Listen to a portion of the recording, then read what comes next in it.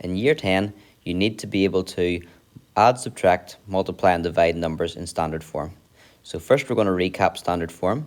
Pause the video and write down anything you know about standard form and also anything you can remember about the laws of indices. So multiplying two numbers that are in index form and dividing two numbers that are in index form.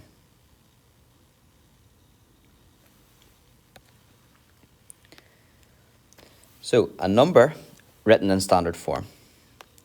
It'll look like a times 10 to a power. A is a number between 1 and 10. And n, it's just your power, it's going to be a whole number. It tells us how many places to move the decimal point. Okay, so if you have 3.2 times 10 to the minus 2, if it's got a minus 2 there, it means we're going to divide it by 10 twice. It's going to get 100 times smaller.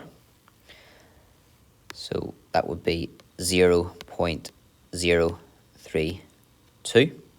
I'll come back to that one in a minute to explain it further. And this one here, 5.01 times 10 to the power of 5. You're timesing it by 10, and you're timesing it by 10, and you keep doing that 5 times. So the number will move 5 spaces to the left, or the decimal point will move 5 spaces to the right. You'll end up with 501, and that's moved it twice, 3, 4, 5 times. So when you multiply by 10 to the power of 5, you're timesing by 10, times by 10, times by 10, times by 10, times by 10. With a negative power, 10 to the minus 2, you're going to need to remember laws of indices here, but 10 to the minus 2 is the same as 1 over 10 squared. And 10 squared being 10 times 10. So if you're multiplying by 1 over a number, as in 1 over 100th, you're actually dividing by 100.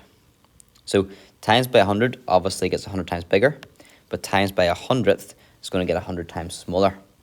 So when you see the negative power, it's actually going to make the number smaller.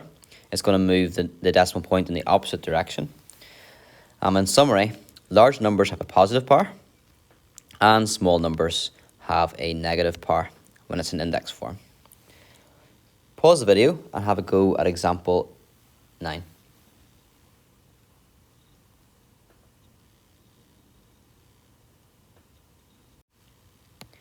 So in example 9, we have to write the following numbers in standard form. We have to have a number between 1 and 10, which should be 5.3. And then we need to decide how many times do we need to multiply this number by 10 to make it back to 53,000. So I've put the decimal point between the 5 and the 3. Have to move it once, twice, 3, 4 times to get to 53,000. So it would be times 10 to the power of 4. I'm going to skip down to C because it's also a large number, so it'll be similar. The number has to be between 1 and 10, so 10.8 would be too big. So I've got to choose 1.08. How many times would I have to multiply that by 10 to get this number here, which is 10,800,000? Well, I've put the decimal point between the 1 and the 0, and I count once, twice, 3, 4, 5, 6, 7 times. So I've got to multiply by 10 7 times. So 1.08 times 10 to the 7. I'll go on to D as well because it's also it's not big, but it's not below 1. So the number between 1 and 10 would be 1.53, and you simply have to multiply that by 10 to get 15.3, and that's it. Part B, though, is a small number.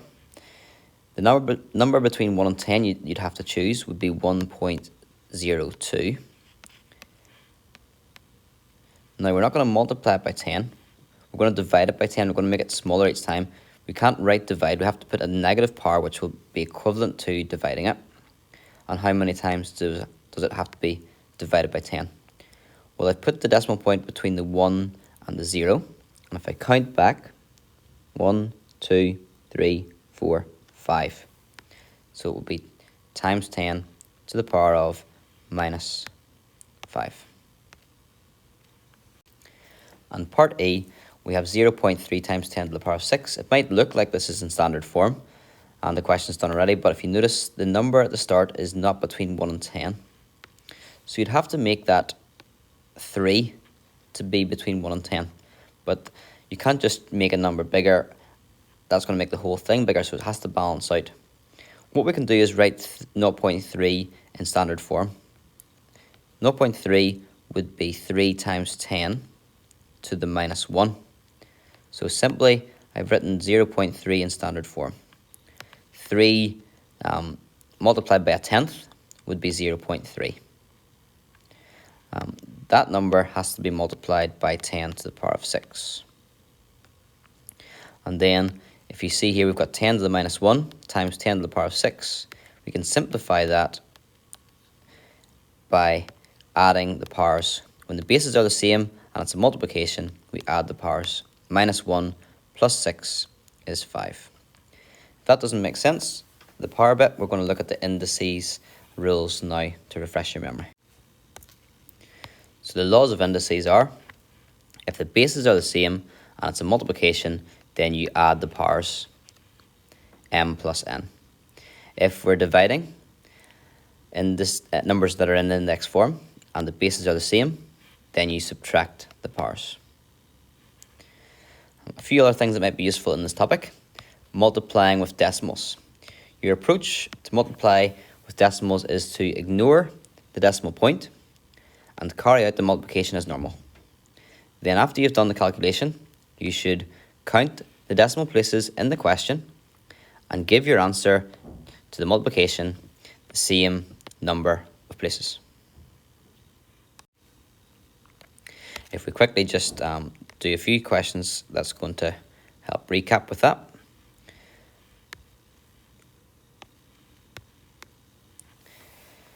Example, simplify the following. 10 cubed times 10 squared. The bases are the same and are multiplying, so we can add the 3 and the 2 to give 5. On the next one, 10 to the 5 divided by 10 to the minus 3. We can subtract the powers. Sometimes I find when there's a lot going on with signs, it's maybe best to write down the calculation we're doing with the powers. We're getting a 5 and we're taking away minus 3. And now it's clear to see that there's double negative and we're doing 5 plus 3, which is 8. And then here we've got to calculate 1.3 times 1.2. So you would do 13 times 12. You might know the answer to that there, or you might need to do it at the side. Get your 13 and times it 3 by 12, which is your 6 and 2, and then 130. So 156. Once you've done that, you look at the question and you count the number of digits that are after the decimal point, which is 2. And that means your answer has to have 2 digits after the decimal point. So 1.56.